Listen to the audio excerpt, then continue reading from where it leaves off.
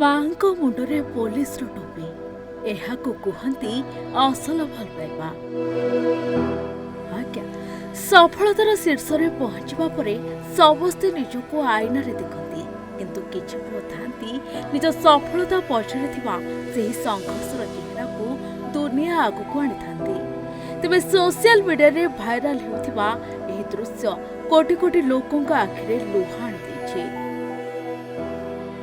ଘଟଣାଟି ହେଉଛି କର୍ଣ୍ଣାଟକର ନୂତନ ଭାବେ ନିଯୁକ୍ତି ପାଇଥିବା କନେଷ୍ଟବଳ ଶାନ୍ତପ୍ତ ଯାଦବ ଧୀରେ ଯେଉଁ ମା ଖରାରେ ପରିଶ୍ରମ କରି ପୁଅକୁ ପାଠ ପଢ଼ାଇଥିଲେ, ଆଜି ସେହି ମାଙ୍କ ମୁଣ୍ଡରେ ନିଜ ସମ୍ମାନର ପୋଲିସ ଟୋପି ପିନ୍ଧାଇ ଦେଇଛନ୍ତି।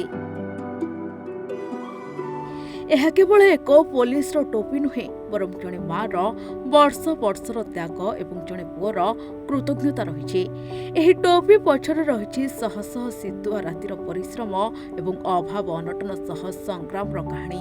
ପୁଅ ବଡ଼ ଅଫିସର ହେବା ପରେ ଅନେକ ସମୟରେ ପରିବାରର ସେହି ପୁରୁଣା ଦିନକୁ ଭୁଲି ଯାଆନ୍ତି, କିନ୍ତୁ ଶାନ୍ତପ୍ତା ପ୍ରମାଣ କରିଦେଇଛନ୍ତି ଯେ ମାଙ୍କ ଆଶୀର୍ବାଦ ବିନା କୌଣସି ପଦବୀ ପୂର୍ଣ୍ଣ ହୋଇନଥାଏ।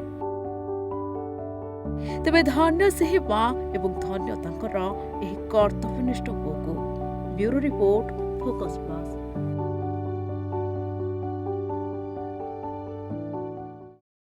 2026-27 ପାଇଁ ବଜେଟ୍ରେ କୃଷି ଓ କୃଷକଙ୍କ ସର୍ବାଙ୍ଗୀନ ବିକାଶକୁ ସର୍ବାଧିକ ପ୍ରାଥମିକତା ଦେଇଛନ୍ତି ଲୋକଙ୍କ ମୁଖ୍ୟମନ୍ତ୍ରୀ ଶ୍ରୀ ମୋହନ ଚରଣ ମାଝୀ।